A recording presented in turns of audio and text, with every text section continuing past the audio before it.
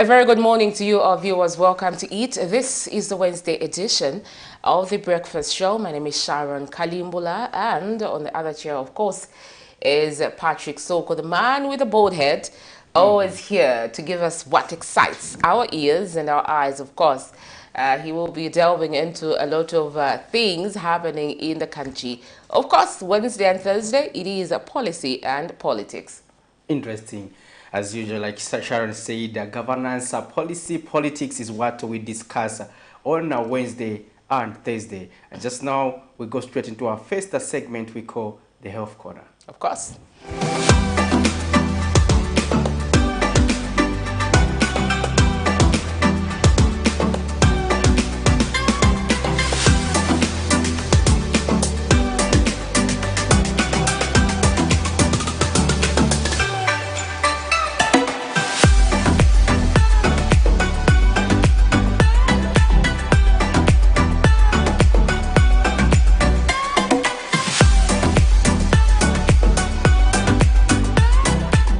Good morning. My name's Dr. Rafat Basit Masa. I'm coming from Medical Women's Association of Zambia, MWAZ, and I'm going to take you through burns. I'm from the University Teaching Hospital.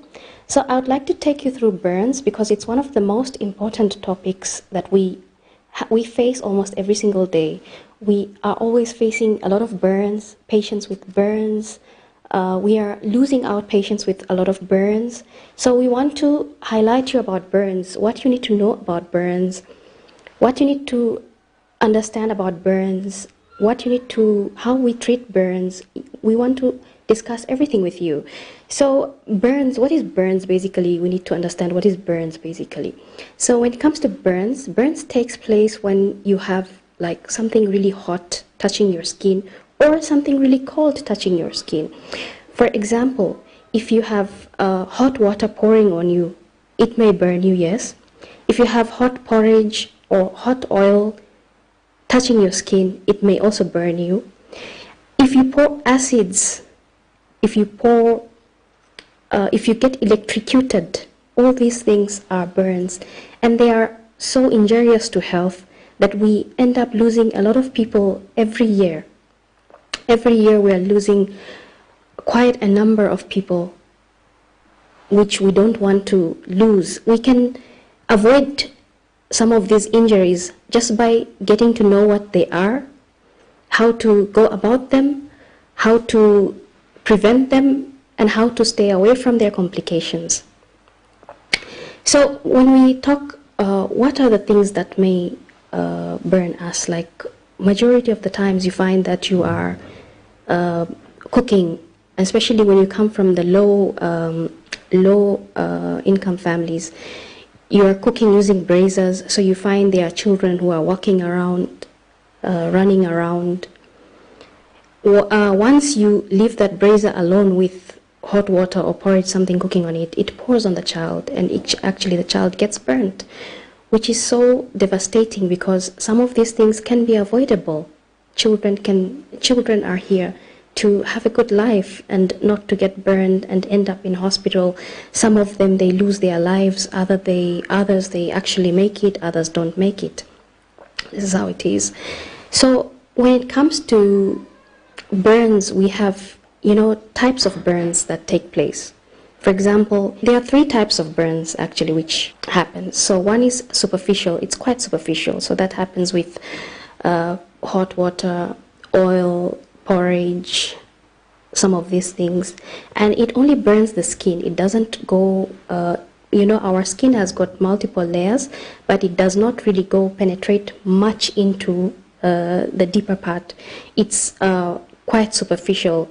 So that is the first type of a burn. Then the second type of burn that we have, it's a little bit deeper than the first type.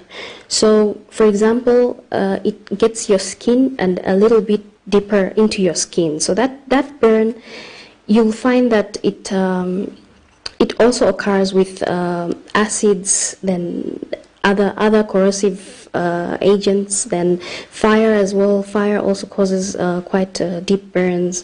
So these are second type of burns. Then third type of burns are really, really deep that actually also burn your bones, your other organs. They actually go very deep into your body, and they burn quite a good amount of your body, which is sometimes very, very difficult for us health workers to also handle that burn, especially if it's really, really a great percentage of burns. So some of these things can be avoided by simple precautions. For example, when you're cooking, please make sure that you cook in a place where children are away from that place. Ensure that your children are not nearby so that they are protected from burns.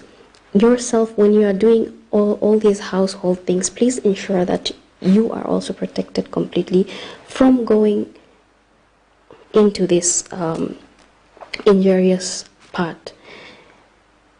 And also in terms of like we have noticed also those people who are like mechanics and they deal with cars, you find they open up their radiators without waiting for it to cool down. So we have patients who actually come with like deep burns secondary to that, because make sure that you wait for the radiator to actually cool down, then open up, because majority of the time if you open it up with the way it is hot, you may burn your face, your chest, your neck, and it may be deep burns, which also can be protected.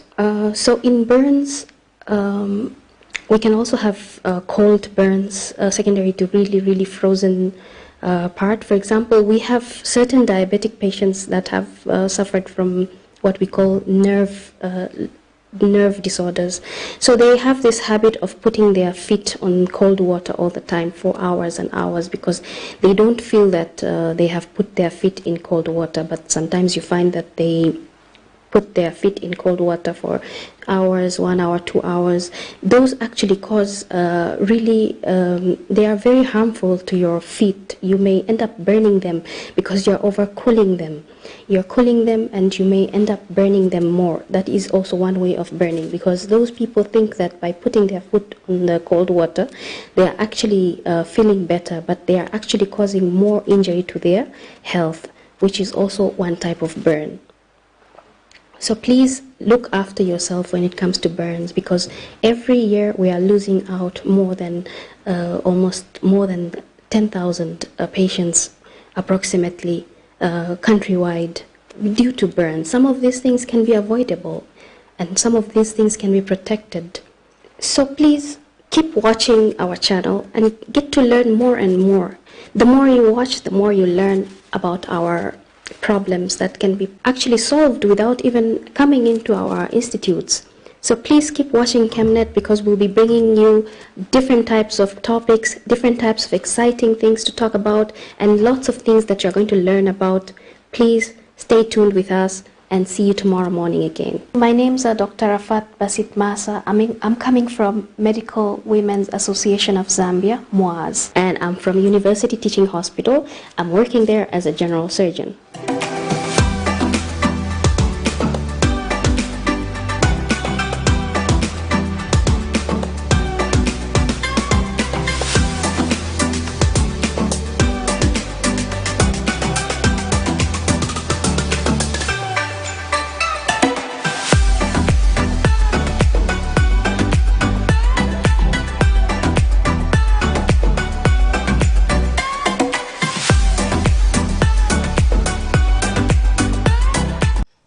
There you have it, quite an interesting topic on burns with Dr. Masha there from the Medical Women Association of Zambia. As usual, they never disappoint in giving us information pertaining to health, Sharon. And talking about burns, one important aspect, she talked about the radiators. These are found in vehicles, and what came to my mind was Elijah, exactly. And exactly. there needs to be taken precaution before opening up to fill it with water and everything. You have to wait until it cools, because it can really cause serious injuries. Serious burns on your face. Imagine Elijah's face. My God, I don't even want to think about it. But anyways, this goes to everybody that likes checking their cars when the radiator is not yet cooled. It's not yet cool. It's hot, and then you put in water. It easily heats up, and would actually burn your face, because usually mpaka become also. So imagine on your face, and it would be chaotic. What I call chaotic, Exactly. because there's no way of hiding anything on your face. Yeah, Literally, you have to. yes. You will definitely see that Sharon has a weird dental formula. There's no way she can hide it. You just see it because it's on the face. But others say it's exciting, dental formula. There are people get fuss about it. And say, oh, They actually give me hope. Those give me hope. Yeah. Those give me hope to continue laughing, actually. Not to smile, but to continue laughing. But anyways, let's look at how the kwacha is faring. Those statistics ready, Amos? All right, so the euro is buying at 15 kwacha 19 ngwe and selling at 16 kwacha 22 ngwe. The Great British Pound is at 18 kwacha 56 ngwe and selling at 18 kwacha 93 ngwe. The United States dollars is at 15 kwacha 86 ngwe and selling at 16 kwacha 17 ngwe, while the South African rand is at 0.94 ngwe and selling at 0.96 ngwe. Those are your money markets as of today. The euro and the Great British Pound have been trading on that scale for quite some time, and the Great British Pound, looking at the name itself, the Great British Pound is always on a higher note. It even goes up to 26. Yes. But looking at it at 18.56, and 18.93 is quite good, below 19. Yes. Yeah. You're right, because previously the 18, that was for the kwacha. It was like for the kwacha, exactly. We saw that. It was for the but, kwacha. Now we are seeing even the euro is trading within the 15 kwacha range. So which is okay for me, Sharon, if you ask me, because I feel there's a bit of stability that it has been there for quite a while. And that's commendable, and we just hope that the downward trajectory would continue. We understand that there are various aspects in terms of what they are attributing to the kwacha appreciation. Others have argued to say this is cosmetic, considering that Zambia is not servicing its debt. But others are also of the view that this is on account of the US dollar itself not performing as expected, and other currencies. Hence, the kwacha has seen a bit of marginal gains. Then, when you talk up to the government officials or other economists, economics is just like law. There are always lacunas. I call them lacunas. So economists will always find a way of interpreting. Justifying. Yes, and on the pro side, others would say this is because the UPND administration has put in place economic fundamentals to just control the economy. The Bank of Zambia are putting in place modalities to just control the financial sector through the monetary policy rate, of course, as well as other interventions, and the Ministry of Finance as well shall making sure probably they also look at prudent utilization of resources on the other side to ensure that they stabilize the kwacha. But whatever the case, for now, Zambians have just to enjoy. Have to enjoy your cause. Okay, it's a better currency, you can trade. You can't keep making excuses. Enjoy the moment while it lasts. However, just a reminder, today is the last day of the month, and you know what it means in the Zambian economy insofar as fuel adjustment is concerned. What's your prediction? I'm not sure, owing to the fact that you mentioned to say economic fundamentals are always here and there. There's always a justification for one thing happening the other way, and it's like law. So really, way back, what we would understand is that the fuel adjustment prices were dependent on how the kwacha was faring here and there. But then there are many things that come into play. Of late, we've learned, especially with the coming of the UPND administration into office, we've actually been put on the know that it's not only issues of the kwacha against other major convertibles that actually determines how much our fuel prices are going to be, but other things as well, including the war in Ukraine, the external forces, taking control of how our things are happening. So we will see. Before the close of business, obviously today, ERB will announce to the nation whether they've gone up or down, but we surely hope that they go down at least. But this will not sit well with the public service providers for buses. For buses, it will be another war. It will be another war zone. Yeah, but whatever the case, like you said, Sharon, it's going to go three ways. So, but one of them will be evident today. It said that it goes down, it is maintained or upwards. Exactly. So between these three factors, one of them will prevail. But for a commuter or ordinary Zambian, the prayer is always that it should But come where's down. Sheko Mitengo? Once they reduce the prices for the fares for buses, I mean, the majority of the Zambian people, especially in urban areas, they use buses as a mode of transport to commute from one place to another. But then it became too expensive where people would actually pay 22 kwacha for local routes, you know, when that was supposed to be for Kafue or for Chongwe at some point. But it became too much, and imagine you commute every day coming into Lusaka from Kafue to do business or to I think we had an interview with somebody who actually mentioned to say, if your capital is 30 kwacha per day, you come into town, you pay 15 kwacha, and going you have to pay 15 kwacha, meaning you're only recycling whatever profit you're making into transport. You're not realizing anything at the end of the day. So we surely hope that things actually change for the better. So today we are expecting those figures to change. Interesting, Sharon. Like now that you mentioned that aspect of the recycling your own money now, because you're not even making any. You're not even making You may think anything. you're going home with something, but no. So you'd find that you and I and Prudence, I remember one of these days we interviewed a vendor in the Central Business District who was of the view that things have become unmanageable. So what he does is that his entire capital is about a 150 kwacha. So what he does is that if he is to get on a bus of the capital, it means that he will spend about 40 kwacha towards transport. So he said for him to just survive, to just go home with a profit of 15 kwacha, he has to make sure that when it is getting dark towards 15, 16, starts walking home. And when you talk about from the CBD to Matero, others would walk from the CBD to Chawama. CBD, unless you are in Kanyama or Kawata, it's a bit near. But others have to go as far as Kabanana. So it's quite far.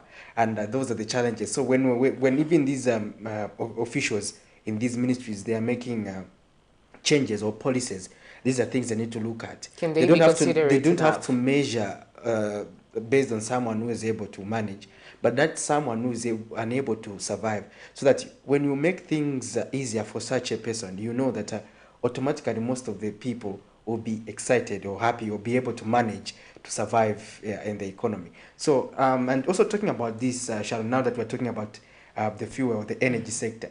The energy sector, we have also another development that is going to affect this country badly, especially on the part of consumers. This is the aspect of the cost of study, cost of electricity study, which was finalized. And the study recommends that electricity must be increased over a period of 5 years by 17%. And if you look at that, Sharon, if you can testify that most of the Zambians, equally myself, feel that ZESCO had effected an indirect adjustment already, because electricity is no longer lasting as it should. You would find that the quantity of electricity you used to buy using the same money, it is no longer the same. Most of it, in most cases, you'd find that if you buy more today, they will migrate you to a tariff that is more expensive if you spend more. So on the same aspect, on the same trajectory, it's becoming difficult to survive under electricity for 100 kwacha. In the past, it used to be possible. It used to be possible. But for now, you can no longer survive with electricity under 100 to finish the entire month. So that has presented already some challenges. Imagine if at all it is legally adjusted. Now, because they are recommending that for ZESCO, the power utility firm that is owned by the Zambian government, it is to survive. Then it means that these prices have to be adjusted. So it has to be, for ZESCO to be commercially viable, those adjustments have to be made. Indeed. So this is another discourse that we're going to ride with in the next 5 years with the consumers and the duty bearers, because on the consumer side, already they feel they're spending more.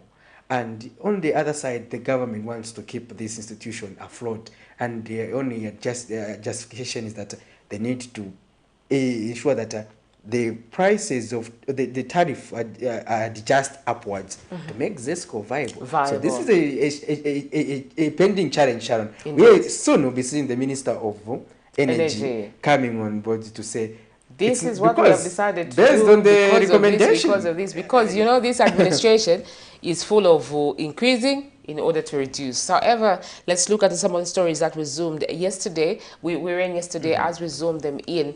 The topic of discussion this morning is regarding the first story that I'm going to read, where the Ministry of Information and Media says the tender to provide 75 motorcycles to the Ministry of Community Development and Social Services at the cost of 130 each, that was awarded to a firm known as Felix.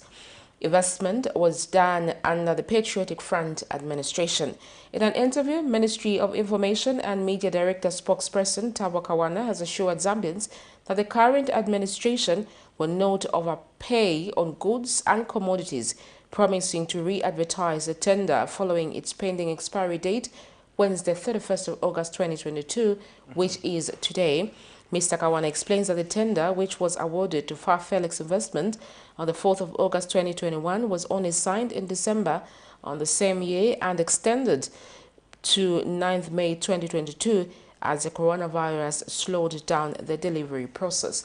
So this is what we are talking about, inflating the figures when government is making procurements. Why does that happen, really? The Vaboma syndrome, actually, is what makes people inflate figures. Why a limb of paper should be expensive when government is buying? When government is buying. But when Sharon is buying, it is okay. It's 70 kwacha, it's 120. But when government is buying, it's 220. Why is that? Double the amount. So this is what we are talking about. Are we robbing ourselves of the resources that are supposed to go to various sectors of the economy by wanting to amass all the wealth? Could this be the reason why some of these duty bearers amassed a lot of wealth within a short period of time? We are meant to understand that some of them had companies that were bidding within the government themselves. They bid within themselves and they give themselves tenders. Could this be the reason they acquired, they amassed really a lot of wealth, probably within a year, what somebody produced as assets and whatever? For me, we call it systematic looting of public resources, because really, Sharon, if the tender and the procurement process is there and they say, this is what we are charging and everything, duly they'll say, yes, I followed the tender and I bidded and everything, and I'm exactly, but you know. But the figures are so yes. inflated. So, but now Zambians are awake. So they'll say, "What are you trying to buy? No, you want to buy a TV. Oh, a TV. Okay. We are estimating at 15,000. But why are you saying 30,000? So Zambians are now awake. Exactly. They are querying these issues. They are questioning these issues. And we also saw the Ministry of Community Development justifying Sharon to say even her, they did not follow various laid down procedures pertaining to the tender, and that it is herself who raised the alarm. The alarm to say, look, is this okay? This is beyond. So really, the 75 motorcycles for the Ministry of Community Development, which were bought at a cost of 130,000 kwacha each, really have been a bone of contention this week. A lot of people have talked about it until yesterday, when the Ministry of Media, Information and Media Director spokesperson raised it again when he appeared on one of the radio stations, and Transparency International Zambia was actually listening. The ear was on the ground, and they thought that this man misled the nation and asked him to apologize. It actually even just opened the Pandora box. You know, the Ministry of Community Development was there, issued a statement. The Ministry of Information also issued a statement. At the end of the day, it was just realized that there was some form of misunderstanding and miscommunication. However, it still stands that the motorcycles were bought at 130. Another information that came out... Have they been delivered? No. What is happening? What's the tender expires today, 31st of August 2022. So if those motorcycles are delivered today, then boom. However, it was also noted that no amount was paid towards this. The tender was awarded, but government has not paid any sum of money. Let's look at this from Mr. Tabo Kawana, what he said to the media as of yesterday regarding the 75 motorcycles. Important to note is that under this contract, which lapses tomorrow, no upfront payment was made. So no money was paid at all to the contractor, and no motorbike was delivered by the contractor. So the contract lapses tomorrow with no upfront payment and no item delivered in accordance with the contract. We want to end by stating that we have seen the statement that has come from Transparency International Zambia, and we want to urge that it is important for all watchdog institutions, especially those that have national and international reputation, to ensure that before they issue public statements, they have their facts right. The facts as stated by Transparency International are incorrect, they are misleading, and they are unfounded. Therefore, it is important that such institutions that have a very high good reputation make sure that before they come out to the public, before they come out to the media, they have done their research well, because these are the facts. There you have it, and this is quite a delicate issue. And indeed, Patrick, the watchdog institution, the Transparency International Zambia, has always been on the lookout for such things and has always given us accurate information. So really, when they speak, people listen, and obviously that's what prompted the authority to actually respond and clarify and make them understand, to say, okay, what we are talking about is this, this and that, and probably not what you heard. However, this is what we are talking about this morning. So you can call us in the studio and have your say on this very important conversation. Inflating figures when government is procuring things. Isn't this looting our own resources that are supposed to be going to other needy sectors? I mean, government has always said, and even us, the members of the public, have always said, the UPN took over a broken economy. So if at all it needs to be fixed, are these the things that we need to be doing? Is this the route we are supposed to be taking? Have your say on this important conversation that we're having this morning. We have a call. Hello, good morning. Good morning. Good morning. Fine, thank you. Please tell us where you're calling us from and have your say. Yes, my name is Your line is a bit shaky. You said you are? Yes, I want to contribute on the procurement of the motorcycle under the Ministry of Rural Development. Go ahead, please. Ministry of Community Development. I think I found the statements are very correct and very transparent information to the public, but urging watchdog to be very factual before coming out to the public and publish statements. And before the journalists even talk about it, they need to focus to the ministry to find out if this statement true, because people can put, they can put those procurement documents. So it's a very, very important thing that watchdogs were supposed to go there and confirm it from the ministry itself. That's why Madam Muhammad even reviewed the contract. It was already from 2021 by year.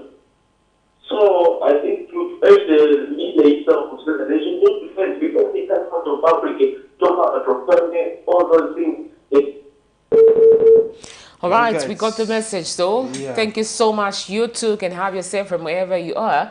And if not talking about this topic, you can still call us and tell us whatever is happening in your various localities. You might just see the red Camnet car in your community coming to talk to you so that you can have your say on issues that matter in your locality. However, this morning, we are focusing all our energies on the procurement of the 75 motorcycles. Yeah. While talking about this subject, we are reminding our dear viewers that there are a lot of issues that have been happening pertaining to that. And we also saw another story, Sharon, talking about looting of public resources. There is also a revelation that was made by Transparency International. We're working with some media houses locally. They managed to get hold of a systematic syndicate of in the Ministry of Finance, where they pay each other allowances without attending any event, without attending any workshop or any function. What others say as you saw the air. Exactly. So they attended the air. So we take Let's that pick call. this call. Hello, good morning. Hello. Good morning. Good morning. How are you? Fine, thank you. Please tell us your name. This is Mr. Kuma Livingstone. Yes. All right. You can text us. You see, what we always tell you that you journalists, you must move with wisdom. Yes, the position of GI itself is the right position. It has to take itself to talk about it. This file was in the hands of Ministry of Community and Social Services for a long time.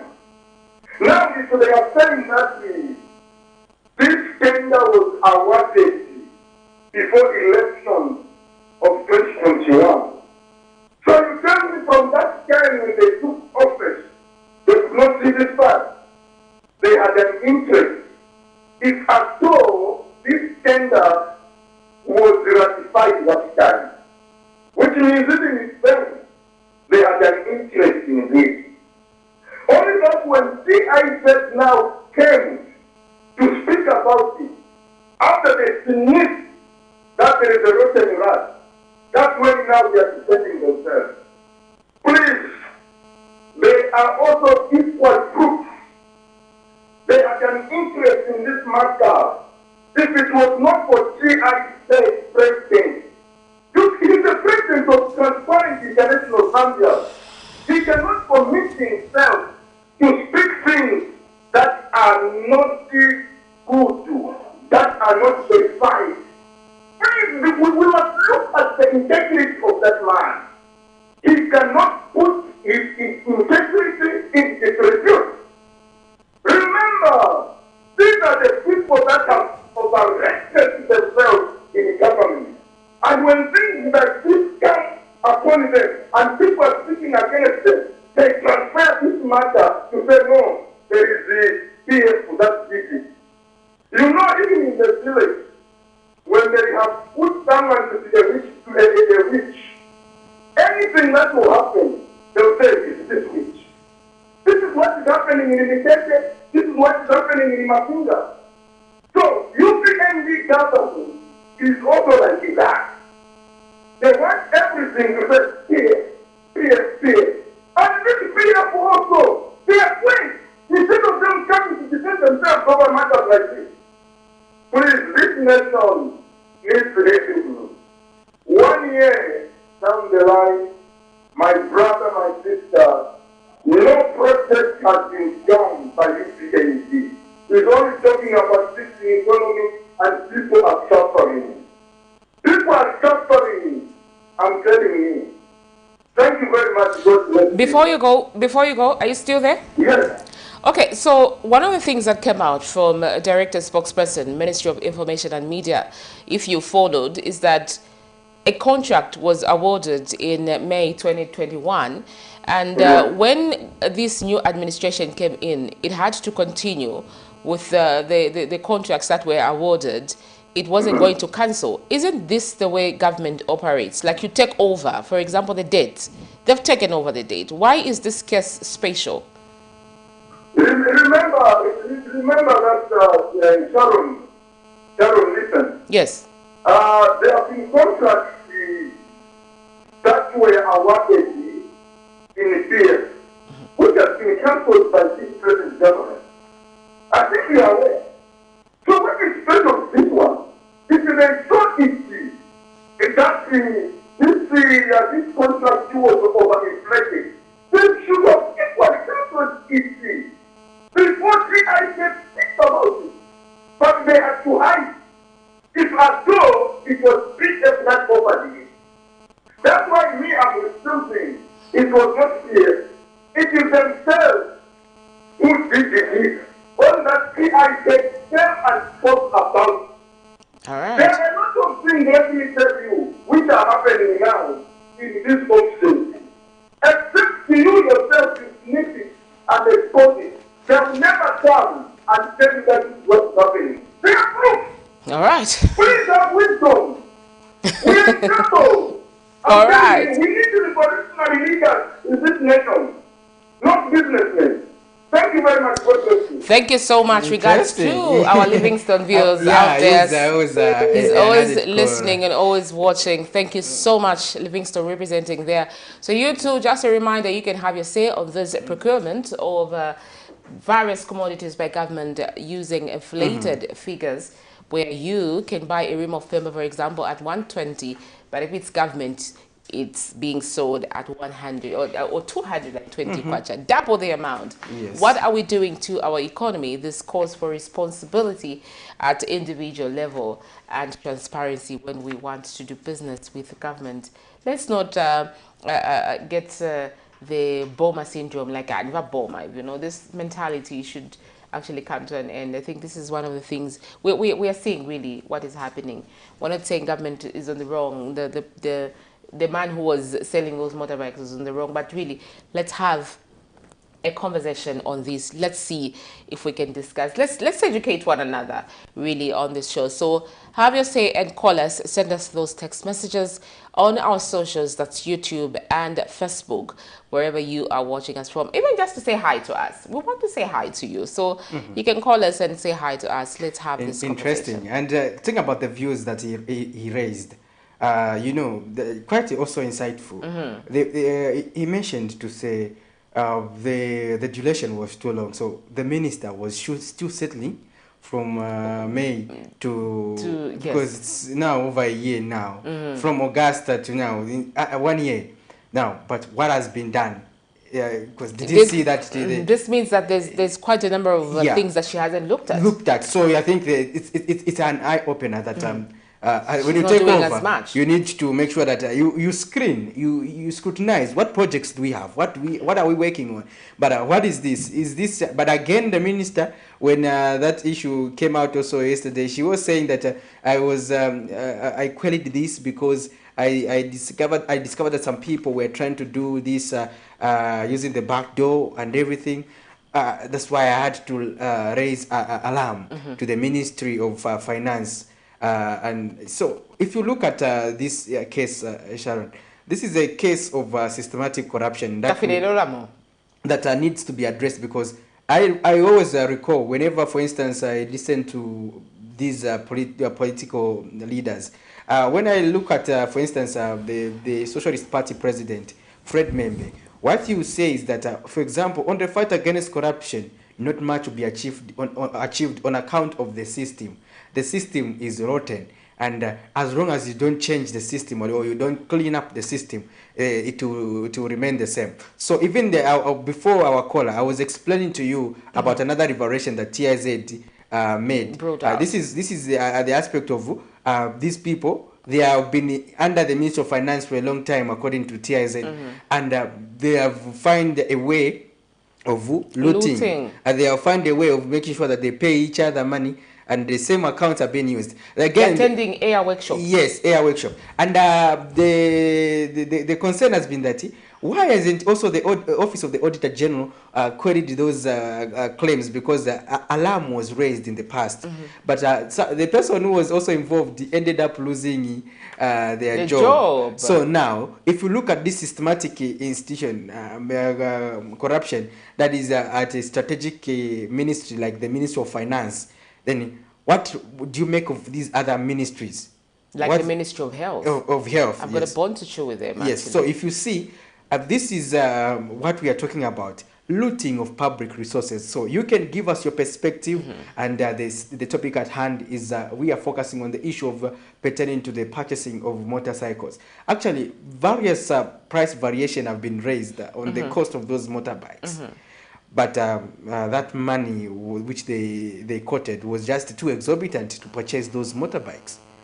Sharon, I think with such kind of money, we don't even need to purchase motorbikes, but purchase vehicles. Exactly. For these, for the Exactly. officials, because these are field workers who will be going. Exactly. Will be representing the Minister of maybe Community because Development maybe and they Social decided Service. to, maybe they decided to buy motorcycles because of the terrain. You know, Ministry of Community Development usually operates from these far-flung areas, the rural areas. So really, maybe that's why they decided to go with motorbikes. However, 130,000 kwacha for each motorbike is quite exorbitant. I'm not very sure, but I think you know those types of motorbikes. I think they would go maybe 75. Yeah, 75,000 60, 50 would be accepted. Exactly. Not 130. In 130,000 kwacha, you'd actually buy 3 motorcycles. Really. Yes, so you can. So now you see, this is beyond, you see now beyond the other cost for the other motorbikes, and remember that the procurer, the person who will be procuring them, they'll be going direct to the source. It's not like you are getting them, you are buying them maybe probably direct from Zambia. No. Probably they'll be importing them, they'll be bringing them. So they cannot say that it would cost that much, because even a vehicle is not that expensive, Sharon. And I understand that on these matters, especially when we are dealing with government tenders and everything, even the taxes aspect usually are renegotiated in terms of importation. Probably there is no even paying tax for the government importing that stuff. But now look at the cost that is associated with that. So these are concerns that Zambians have been raising. So when we're talking about the fight against corruption, is that others have argued, we were privy to the statement by the Caritas Zambia, who were saying that the fight against corruption should be as proactive as should be inclusive as they are targeting or focusing on the previous government officials. So these are the aspects that we are talking about, to say who is the person behind the tender, the Minister of Community Development. The person behind that tender should be called and should be called for investigation. So why is SEC also waiting? Why are they waiting on this matter? Hello. Exactly, man. All right, let's pick this call. Hello, good morning. Hello. Good morning. Hello. Good yes, morning. We can hear you. Good morning. Good morning, thank you. Tell us your name, where you're calling us from, and have your say. Yes, breaking. Your line is a little bad. Are you able to move? I moved away. Your line is pretty bad. Is that okay now? Better. Your name and where you're calling us from? My name is Malama. Yes, Malama. I'm calling you from Lusaka. Okay, you can go ahead with your contribution. Thank you very much. I just want to comment on the procurement. Yes, go ahead. And I don't want to talk about the money. Just go ahead. If what you are saying is the benefit program, the document that says the impact was approved in May of 2022. Now the procurement might have started with maybe some 8 or 4 weeks ago for it to be completed. So my final prediction is that for people in public, it's known to honor and take responsibility, and like person tax. Reason, they are inside. So it's a very important, for example, by student regime, and it is not necessary. Their role is to come to procurement, and not when there is an outside of the public. There is an outside in the public because the information is meant to the public. How about black people use them? It is not in the public. What are they doing? So, the bottom line is take responsibility and take care of the curriculum. That's where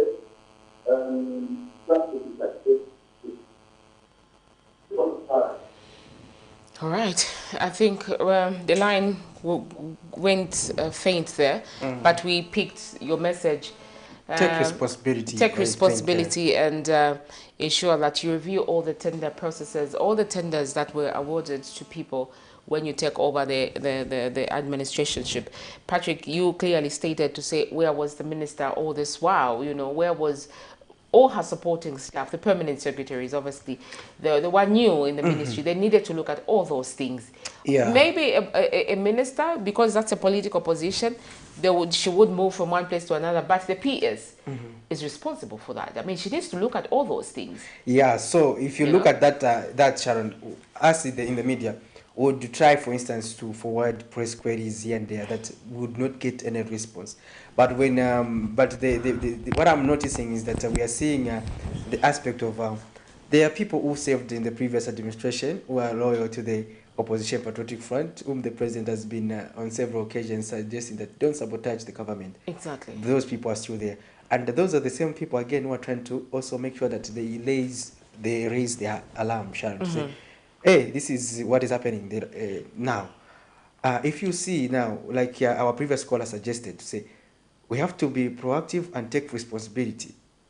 For instance, you notice something is wrong, why not call the press to come and address this issue so that the nation can be on your side? Exactly. To say, this is what we have found. Exactly. And we are not happy about this. 1 year. That we have found. But if, for instance, you're going to be okay with that, probably they have convinced you to say, okay, let's proceed with the tender. There may be your benefit as well. You may benefit from it as well. So those are issues that need to be addressed. And I think while we've been focusing at working on these ministries at top level, at permanent secretary level, I think we have also not dealt with the aspect of those who are below the permanent secretary, the directors, these officers and everything. We haven't dealt with that. So now they know how to deal with manipulate figures. We are also victims to unsupplied services where someone assures you, we are doing this here for you. The payment, the money will be coming. We are processing processing the payment, and you end up losing the entire resources after you provide the service to such clients. Exactly. Exactly. For me, they know each other to say, you play this part, you play this part, I play this part, I play this part. At the end of the day, we get this cut.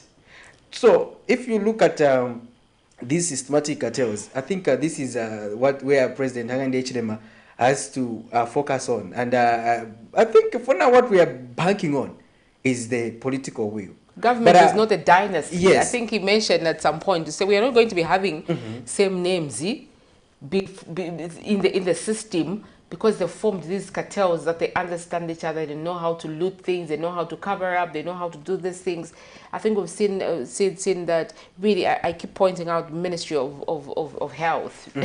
Really, I think it's also one institution that had that cartel. Maybe it still even has at the moment, where people knew how they were working, knew how to manipulate figures, really. And it's a very sad state of affairs, and we can't keep having such situations, especially when you're dealing with people's lives, when you're dealing with media houses that need to make a living, that needs to earn a living out of probably exchange of resources here and there. Can we be transparent when we're offering these tenders? So really, it's a lot of work, and this same situation of 75 motorcycles has actually exposed how much or how little some ministries are doing, or some government officials are doing. Because really, 1 year after assuming office, you cannot tell me this is when you're realizing that this tender was inflated. Before signing, of course, the man from Livingston is very categorical and he's on point. He makes sense to some extent. When signing this, didn't you look at the figures? Now that the tender is about to expire as of today, 31st of August 2022, that's when you're realizing that, no, this is not supposed to be like this, Come on. Come on, let's be serious. You know, let's use our mom's tone. You know, in Parliament, Mdalina Lumango. Come on, guys. Come on. You know, she likes using this tone when she's put to task by other members of Parliament during Vice President's question and answer session. She goes like, "Come on," you know, like. Yes. So really, can we be serious? Can we be serious and be transparent enough? Let's not sabotage one another's jobs. Zambians are yearning for development, exactly. and you cannot afford to be wasting resources, which goes into individuals' pockets. People will not be in office forever. Can these people understand this? These are political officers. Can people do the right thing? We can't keep referring, I always say this, we cannot keep referring to the previous administration. Say, batch tidefi, but when are you going to work? And our Livingston caller just mentioned to say, but you said, that's why when you got in, and the president is also on record to say, even when some contractors say, I won't pay you. Exactly. Because you didn't supply anything, or you overpaid yourselves, you overcharged What yourself. is so special about this? So even in the same cases, they say, no, we're not paying you for the motor vehicles. If you want to get them, because what is happening is that you inflated the figures. Exactly. We can buy this at this, you know.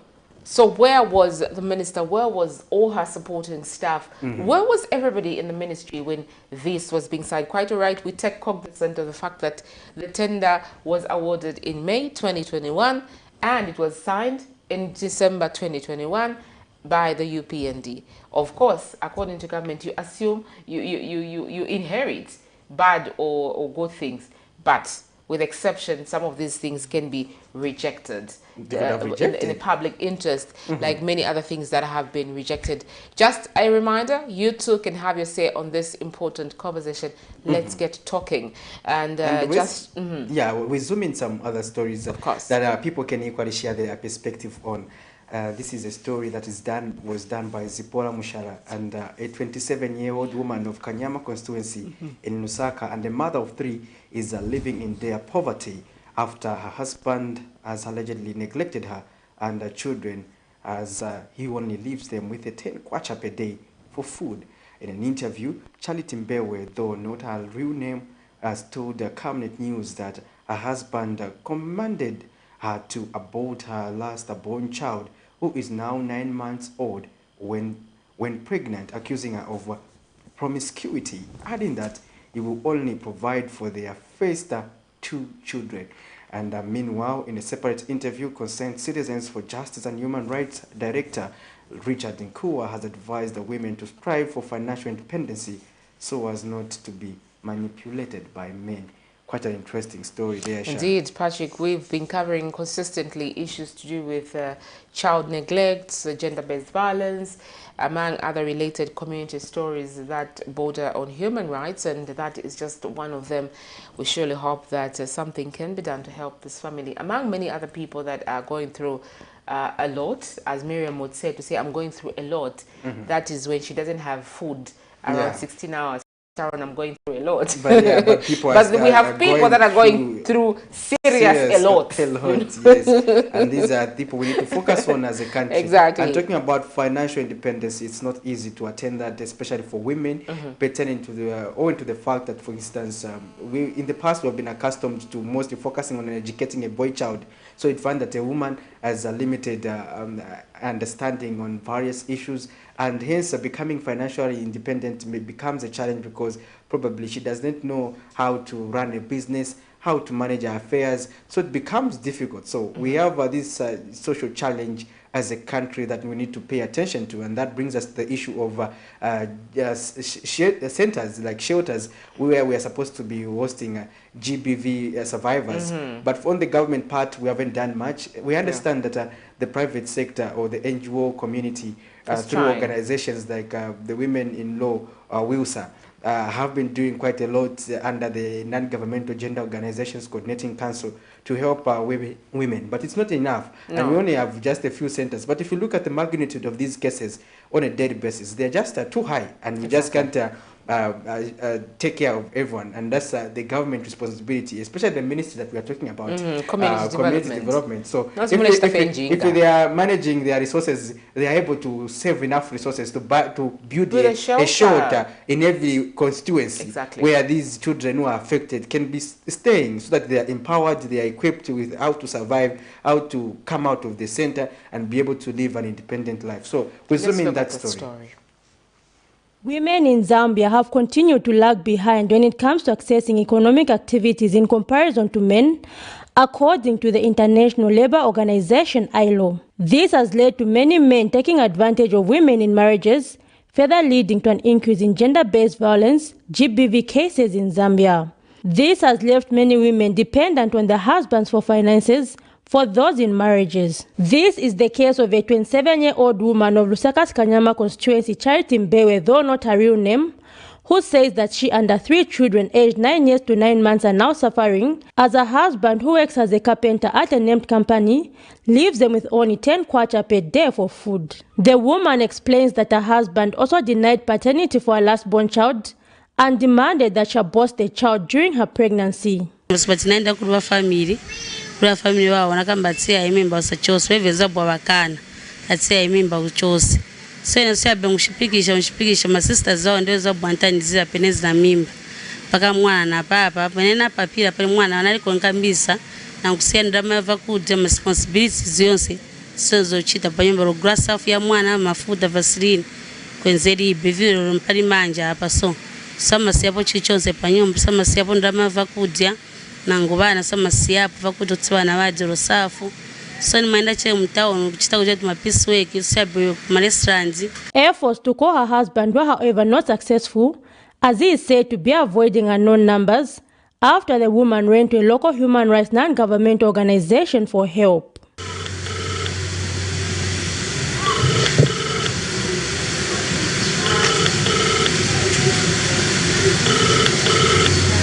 Meanwhile, in a separate interview, Concerned Citizens for Justice and Human Rights Director Richard Nkua has encouraged women to seek financial independence. I think it's something that we are saying that it has to come to an end. Those women that are abusing women, those men that are abusing women, they should stop. Because this is high time that we are supposed to support women.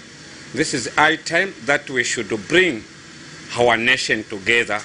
Then we eliminate the issue of gender-based in the country. The woman is now appealing for aid to start a business to enable her provide for her and her 3 children. Zipporah Mshala, Camnet News, Lusaka. All right, that sad story there from Kanyama. The Blue House, we call it Concerned Citizens for Justice. They always give us stories insofar as the community and related gender-based violence cases are concerned, because this is a community NGO where people report to, and these guys are the first respondents to some of these cases. And quite a number of stories, Patrick, have come out from that Blue House, as we call it here. It calls for concerted efforts to ensure that those children are not released to the streets, to the vouchers. You know what was going through my mind, Sharon? I was just wondering, if you look at the magnitude of cases those people handle, and if you look at their offices, very humble. But if you look at the organization that other organizations that are not very proactive and active on the ground, they've got beautiful offices. They've got beautiful offices, and they're doing fine. They've got funding. They have funding. They have got salaries. Let's pick this call. Hello. Good morning. Hello. Good morning. Hello. Good morning. Your name and where you are calling us from, sir?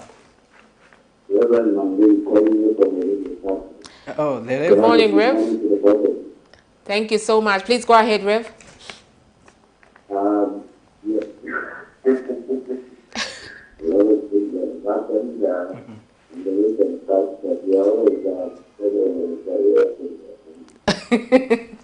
Yes, you always have to keep calling anyway. Thank you so very much. I hope that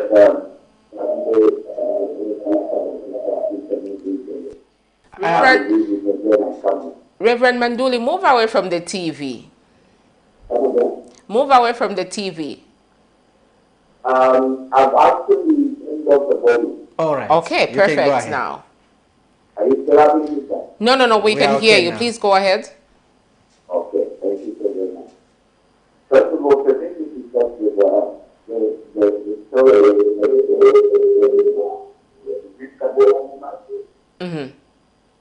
Yes, I think, first of all, yes, indeed, the issue of women empowerment Mm-hmm. is a very critical one.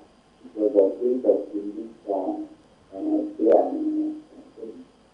that is very, very critical because of the many factors that come with marital issues.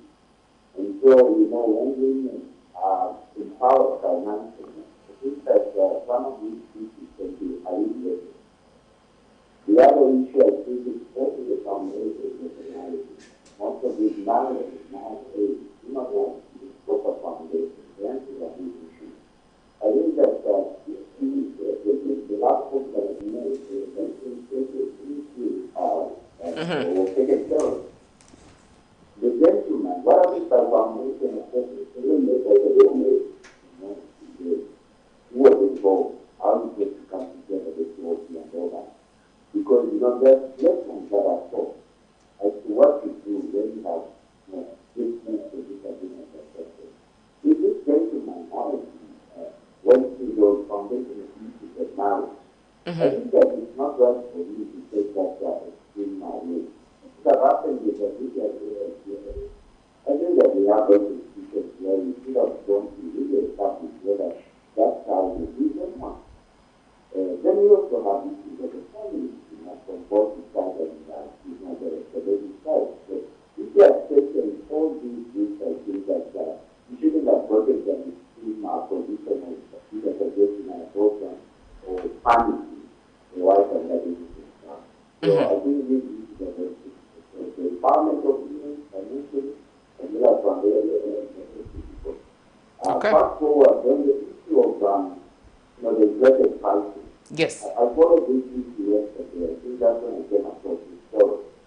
And it's very unfortunate that while there's been very serious and strong pronouncement, especially from the head of state, I'm singling out.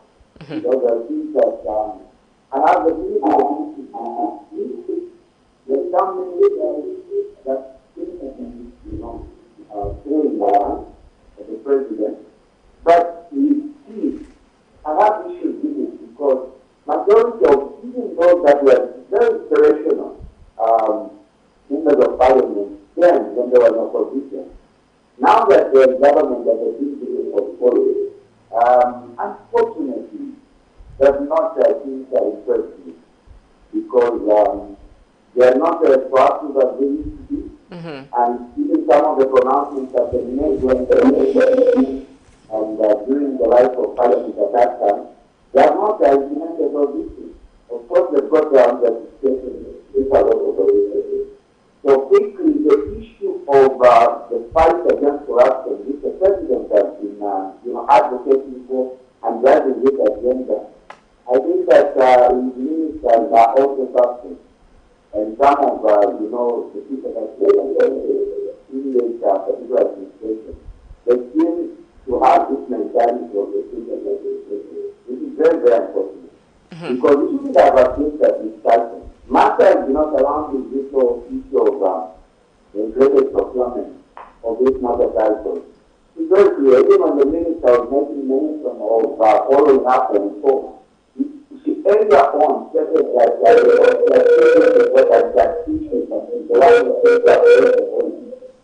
but then why did she act on it immediately? Because she did the overview. So for me, it's like more than missing eye. So this administration, my answer to my appeal is given to the head of state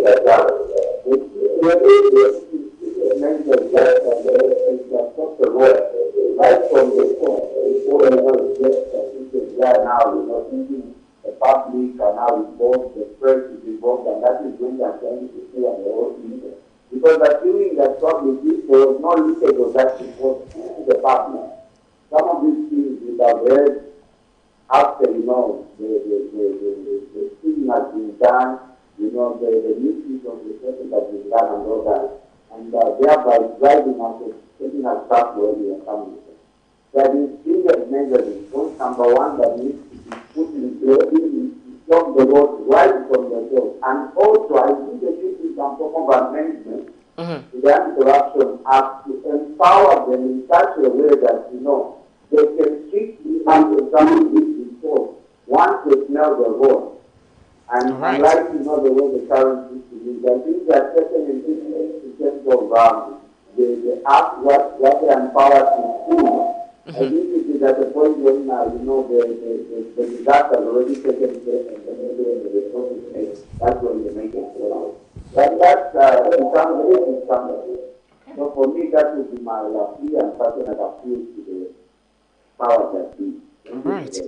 Thank you so much, Reverend Manduli. Always on call, always watching. He may not call sometimes, but we know that he's one of our loyal viewers and followers of The Breakfast Show. Thank you so much for calling in.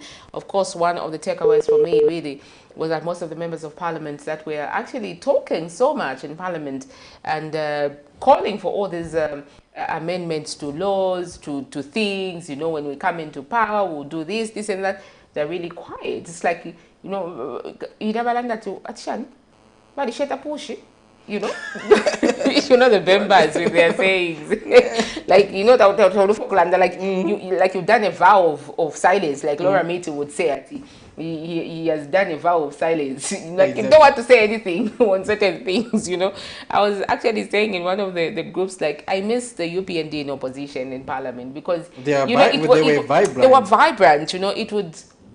They would bring out issues, you know. You would sit and watch Parliament TV like throughout, but for now the energy is gone, and the opposition that we have it's like Bachimushoku.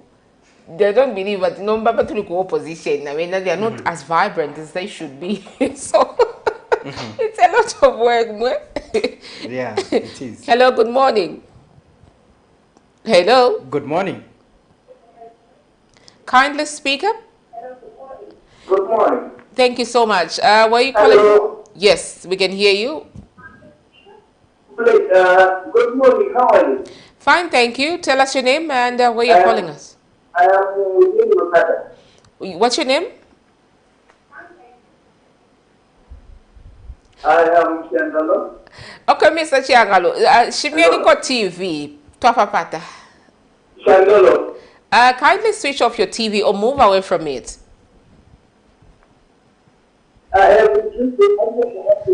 I think it should be 0 if you have to be in the living room. Hello? Yes, go ahead now. Yes. The issue at the end is that you are looking at this morning. It is sad now. It is let us the people in this position. I don't know that their own public to the people. So the most important thing is everyone getting to look at they need to receive more of them than look at their focus. It is very, very crucial. And we need people that are the kind of people of the people than self. And then there is no difference. Rather than waiting for only one man, the president himself, to become the position at every ministry. So the leaders should have that heart to act the needs of the people.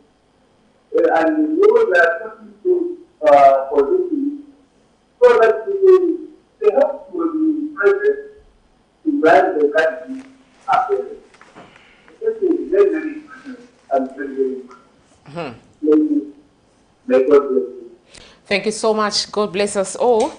Indeed, Patrick, those contributions keep coming through, and the members of the public are concerned about various issues. And today, as focusing on the inflated prices of procurement of various products and services by government, why is it that we go that route as members of the public, as people in business?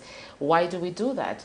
This is what we are talking about this morning. You can have your say as well by calling us, so send us those text messages on our socials at YouTube and Facebook. We'll be able to read those messages. Remember that public resources are for every one of us, as long as you pay tax, as long as you contribute to the national treasury. It is your money and you need to take responsibility of it, and make sure that you track, you know and understand why something is being bought at such an amount, why your money is going towards certain things. You've got the right to call for what you want, especially with the increased constituency development fund, you know, money to the people. And this means that you have to claim what you think should be done in your various localities, of course, at the right prices. Exactly. Now, also zooming in the story that was done by Miriam Kaimba from the court. Former Kwacha Member of Parliament Joseph Malanji and his counterpart, former Kabushi Member of Parliament Boman Lusambo, have sued the Electoral Commission of Zambia, ECZ, seeking a declaration that ECZ holds fresh nominations for the two respective constituencies. The two have lamented before the court that the decision by ECZ to reject and declare their nominations unsuccessful is illegal. Indeed, Patrick, while we are there, residents of Kwacha constituency, that is in Kitwe, have complained of underdevelopment in the area. Those interviewed by Camnet News say they want a lawmaker who will lobby for employment and empowerment opportunities. The people of Kwacha will be going to the polls to elect a member of parliament following the nullification of Joe Malanji's election, slated for 15th of September 2022. If nothing changes between now and the 15th, these people will be going to the polls, and they've already started creating a base of who they want to represent them in the National Assembly. So yeah, Patrick Soko brought us this report. We will play these two stories back to back because they speak to almost the same issue of election and what people want on the ground. Let's look at those two stories. Remember, after those two stories, we can continue having the conversation on the topic that we are discussing this morning, inflating the figures when we are doing business with government. Let's look at these two stories. With only few days remaining till Kawushi and Kwacha constituency hold by-elections scheduled for the 15th of September 2022, the two former members of parliament for the respective constituencies have again rushed to the Lusaka High Court and sued the Electoral Commission of Zambia. Despite waiting upon the Constitutional Court's judgment to be delivered on the 7th of September 2022, former Kawushi MP Boma Nusambo and his counterpart, former Kwacha MP Joseph Malanji, have petitioned the Electoral Commission of Zambia seeking that the court orders ECZ holds fresh nominations for the two constituencies after rejecting and declaring their nominations unsuccessful.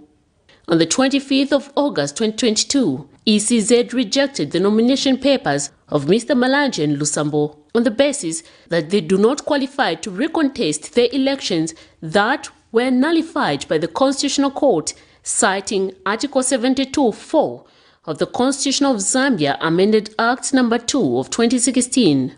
However, the two petitioners now want the Lusaka High Court to quash the said decision by ECZ on ground that it is illegal, procedurally improper, and it is therefore null and void. They also want a declaration from the court confirming that they are eligible to contest in the said by-election, adding that the decision by ECZ agents amounts to interpreting the Constitution, which is a prejudicial function and is in an excess of the powers given to ECZ under Section 4 of the Electoral Commission Act No. 25 of 2016. Mr. Malanji and Boma Lusambo have further argued in their petition that ECZ, through its returning officer, has no powers to reject their nomination papers on the basis that their elections were nullified, stating that this action violates Article 72(2) of the Constitution. Meanwhile, on the 25th of August 2022, the Constitutional Court declined the two's plea to stay ECZ decision after their nomination papers were rejected, adding that the court will proceed to hear the case and pass judgment before the by-elections. Miriam Kaimba, reporting for Camnet TV News. The Electoral Commission of Zambia, ECZ, has prescribed Thursday, 15 September 2022 as the date on which to hold the Luangwa Council Chairperson by-election in Luangwa District of Lusaka Province, the Kabushi and Kwacha parliamentary by-elections in Ndola and Kitwe districts of the Copperbelt Province. 5 candidates are seeking to represent the people of Kwacha. The candidates include J. Ashan, the only female candidate from the Economic Freedom Fighters Party. Ms. Ashan is a former Patriotic Front member who pledged to empower the women through agriculture. Professor Oliver Silumbe of the Leadership Movement also seeks to promote community-led empowerment. And the Luri New PND has fielded Abel Mlenga, who equally claims to be the right candidate. Lawrence Kasonde is contesting as an independent candidate, while Shadrack Mumba is the candidate for the United Prosperous and Peaceful Zambia. The participation of the former ruling party, the Patriotic Front, is still in doubt as its candidate Joe Malanji awaits the court hearing on the 7th of September 2022 in a matter in which they have challenged the ECZ's decision to bar him and his Kabushi constituency counterpart Boman Lusambo from contesting for necessitating the by-elections. But whatever the case, the people of Kwacha constituency have their desires and development aspirations. So maka inecho ndefu nechukuru ndefu akuchipata compound ngevi honorable bayompi banjebere ine proti banjebere ya kupera ukatini kisenta kakwati abantu barepokera poku umuti kuchirokula ku Riverside kulayo kokutali nefyonse nimpekanya ya kwa watu honorable benganga fusha ni sosa no sosa so na papata sana kulepo kutuchitako empower tatugomba fwe bambi tuikalafya so nga batuchitako empower na efwe tutwate mwatugu kuteko bule tutwala ko pantanshi tatukwata abana bashikweta amasukuru natukwete byako balipiri enga mwatulora shabo oko tureikala mwe bantu mufile mwatulora shabo ibambya bashikweta pa kwikala babere chula babere irishanya tabakwetesha kusokera tabakwete business. Voting is a choice, just like it is a right, and the people of Kwacha will have the last say on the 15th of September 2022. Tulero mbogwe banje batwafuirisheko ukulingana ngezo benga twafuirisha tule papa devya kuchitaivo tatukwete tule chula veno kupitana ndata tukwete vya kuchitachalenga twamkuiwa so tulero mba batwafueko kuli batubeleko kulingana inchito tukwate kwefya kuchita abaenda umuntu wambaye basale yolesu ngomole batapa chiri nsara panoso bati umuntu ngamala no muntu watini ndeina desho fendu ndeina omuteko kwatu sunga shino staba aba isapo tapafintu barechita kwati chero chireko abana twaraikana na boshani twarasunga shani. Patrick Soko, Camnet News. Well, welcome back. You are still watching the Camnet Breakfast Show, Wednesday edition, governance and policy, also politics, with me, Patrick Soko, and Shalom Kalimbula.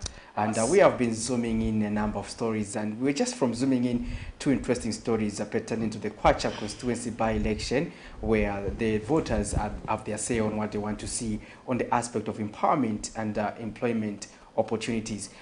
They are also urging that the roads in the area are bad, and they want the person who will be elected to lobby for them, look at those so that they can be able to have an experience like in Kawata constituency, where the roads are tarred. almost 90% of the roads are tarred. It's one of the developed constituencies in Lusaka. I'm not sure about other provinces, but in Lusaka, Kawata actually stands out because it's got tarred roads, it's got good water system. But anyway, problems always there.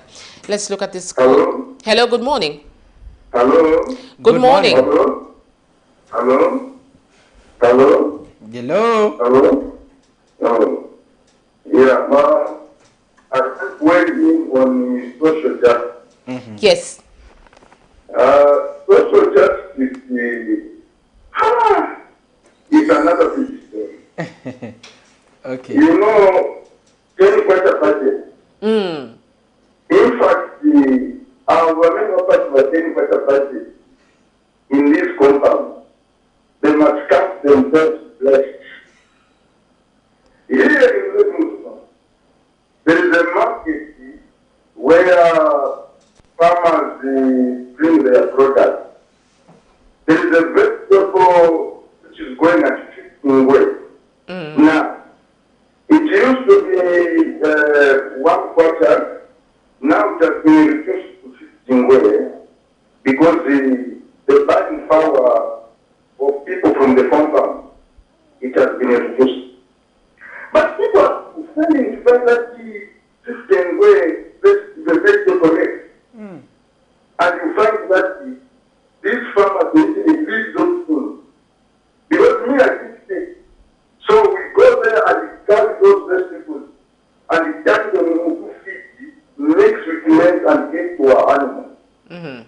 My sister, last week or that other week, I saw you were talking about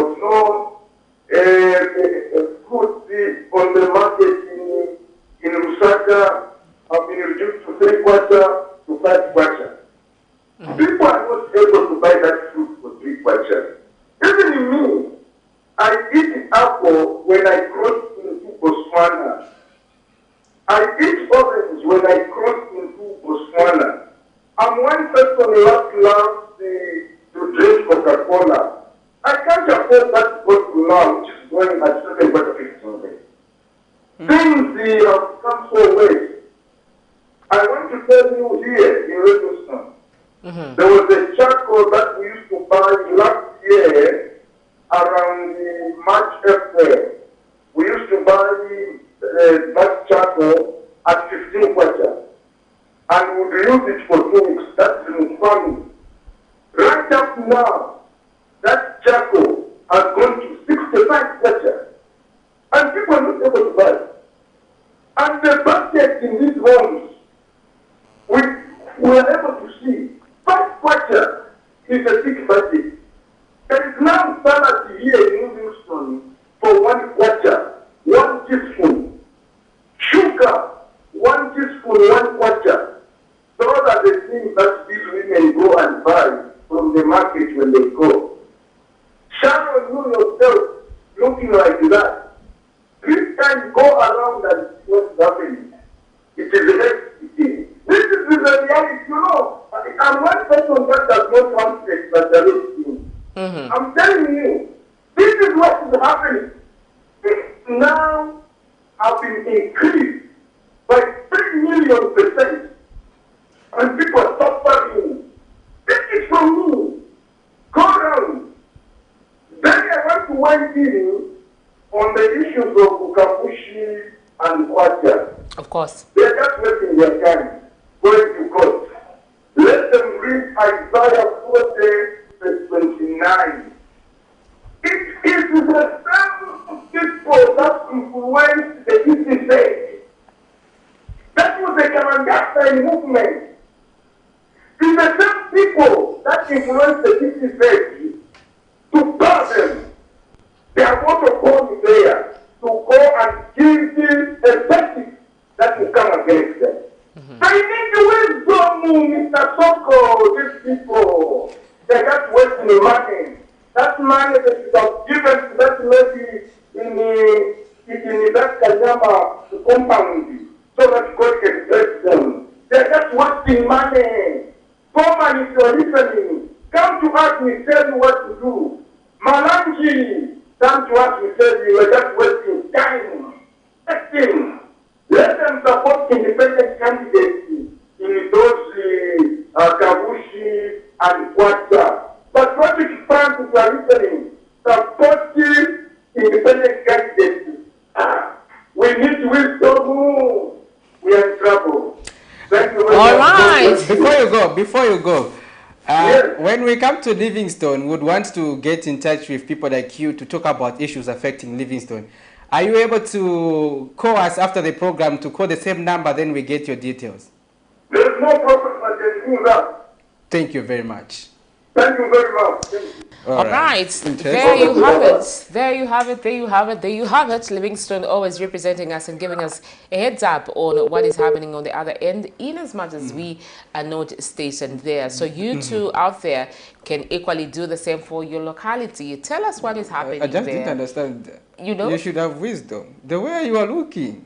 I didn't understand. I don't know where that was getting. No. The way you are looking. The way I'm looking. I should have wisdom. Yes, and he was trying to compare you about those money issues. But you know, you and I thought we had we were worried about saying that the woman was not enough. Was too little. Then he said, no, it's actually not.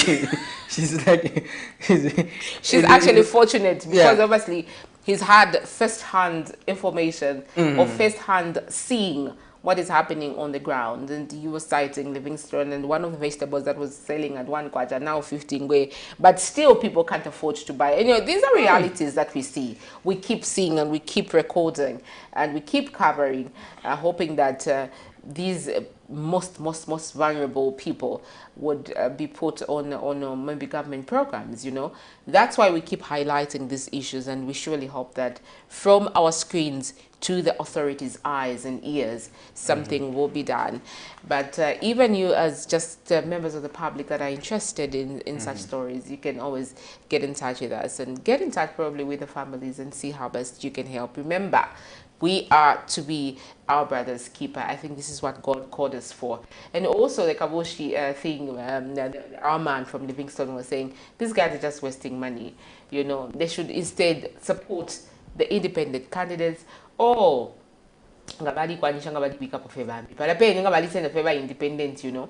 But let's see how it goes. Otherwise, tomorrow is the 1st of September 2022, and it will be exactly 15 days to the polls, as said by the Electoral Commission of Zambia, that in Kabushi and is it Kabushi and Kwacha, 15th September has been prescribed as the date to hold these elections, as well as Luangwa, is it council chairperson by election.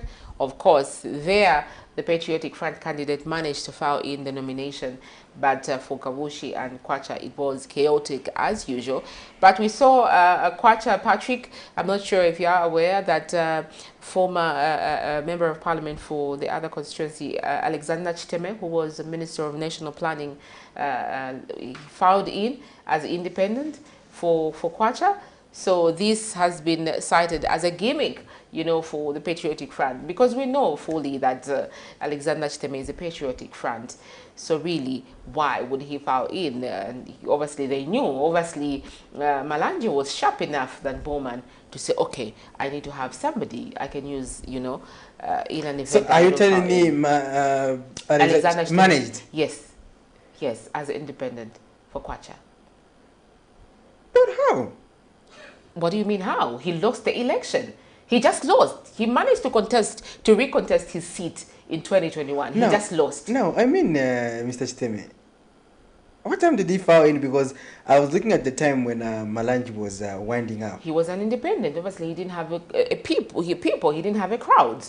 So, yeah, it is what it is, Patrick. It is what it is. So, yeah, others actually are saying they used him so that he can pull out at the end of the day, so that they can call for fresh nominations, what have you, what, you know, all these things like the Kawata thing. But anyways, we will keep our ears and eyes on the ball and see how these issues will be unfolding as the day approaches for holding these elections. However, the truth still stands that Bowman Lusambo and Joe Malanje have sued the Electoral Commission of Zambia over this election. It has quite a number of issues. We have come to the dying moments of minutes, rather, of our show this morning. We've had quite an extensive and exciting show. Interesting conversation we've had with our callers out there. Thank you so much for always choosing Camnet TV. We will be back again tomorrow. Patrick? Yeah, this is where we have to excuse the screen, like Amos Long would say. And just now, until tomorrow when we come with another interesting episode with on the Camnet Breakfast Thursday edition, Governance and Politics with me, Patrick Soko and Sharon Kalimbula. Remember to always keep it on Camnet TV because Camnet TV is not just another channel. Thank you so much. Good morning.